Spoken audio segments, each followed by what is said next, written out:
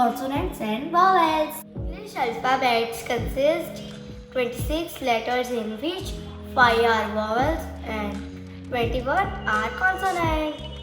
Now let's learn their meanings and difference. See the video till the end because I will tell a secret at the end, okay? First, let's see vowels. A speech sound made with the vocal tract open is a vowel.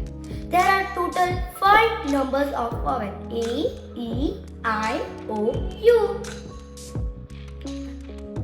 Now repeat with me: A, E, I, O, U. Now let's see what is a consonant. Consonant is a speech sound that is not a vowel. There are total 21 numbers of consonants, which is given below.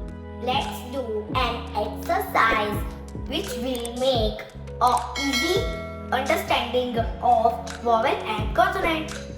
A, B, C, D, E, F, G, H, I, J, K, L, M, N, O, P, Q, R, S, T, U, V, W, X, Y, and Z.